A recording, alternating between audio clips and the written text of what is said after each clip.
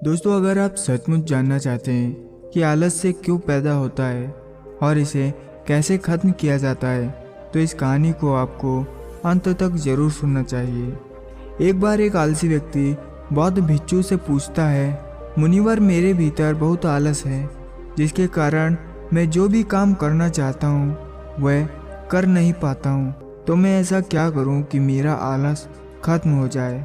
बौद्ध भिक्षु कहते हैं, आलस पैदा होने के दो कारण होते हैं, पहला शारीरिक और दूसरा मानसिक।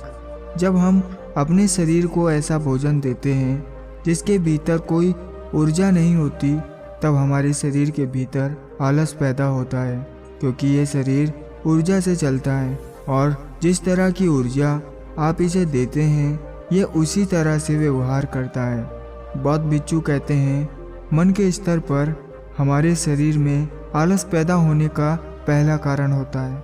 मान लो तुम एक वन में खो गए हो और शाम होने वाली है।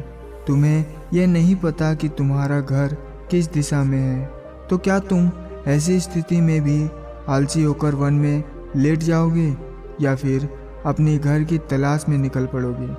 वह व्यक्ति कहता है, मैं घर की तलाश में निकल जाऊंगा।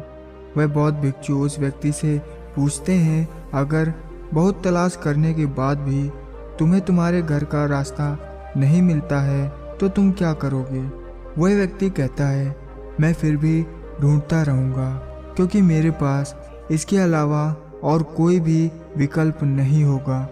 बौद्ध भिक्षु कहते हैं, मनुष्य के मन में आलस तब आता है जब उसके पास कई विकल्प होते हैं। अगर किसी के पास एक भी विकल्प है तो उसका मन पूरी तरह से स्पष्ट होगा और वह कभी आलस नहीं करेगा। बौद्ध भिक्षु कहते हैं, मन के स्तर पर हमारे शरीर में आलस पैदा होने का दूसरा कारण है किसी काम को करने की कोई बड़ी वजह न होना। मान लो अगर तुम एक रास्ते से जा रहे हो, बहुत देर चलते चलते तुम थक गए, तुम्हारे आगे चलने का मन ही नहीं कर रहा है, तुम्हें चलने में आलस आ रहा है। अचानक तुम देखते हो कि एक शेर तुम्हारी तरफ आगे बढ़ रहा है। क्या तुम्हारा आलस ऐसी स्थिति में तुम्हें भागने से रोक पाएगा? ना तो आलस तुम्हें तब रोक सकता है जब तक कि तुम्हारे पास कोई बड़ी वजह न हो, और जब तुम्हारे पास कोई बड़ी वजह रहेगी तब आलस भी तुम्हें नहीं रोक पाएगी। वे बौद्ध भिक्षु कहते हैं, ज़्यादातर स्थितियों में मन के कारण ही हमारे शरीर में आलस पैदा होता है। मानसिक का तीसरा कारण है हमारे पुराने विश्वास। हमें गलत लगता है जब हम पिछली बार भी नहीं कर पाए थे, इसीलिए इस बार भी हमसे नहीं होगा। जब हम अपने आप को काबिल नहीं समझते तब हमारे ऊपर आलस हावी हो जाता है। चौथा कारण अच्छे लोगों की संगति नहीं करना।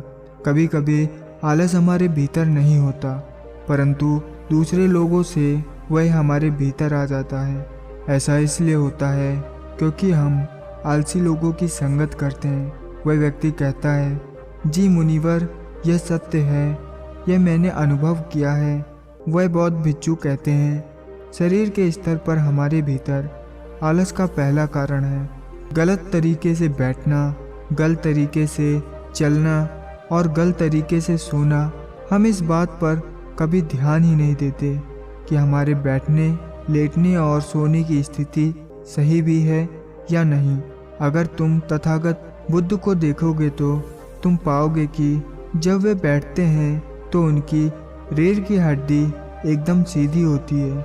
जब वे आराम करते हैं तो उनके शरीर के भीतर किसी भी अंग पर कोई दबाव नहीं रहता, और जब वे चलते हैं तो उनके चलने में दोनों कदमों के बीच एक समान ताल नजर आता है।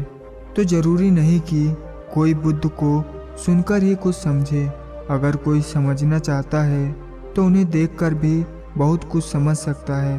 शरीर के इस आलस का दूसरा कारण है सुबह जल्दी नहीं उठना। वह व्यक्ति कहता है, जी मुनिवर, मैं सुबह जल्दी नहीं उठ पाता।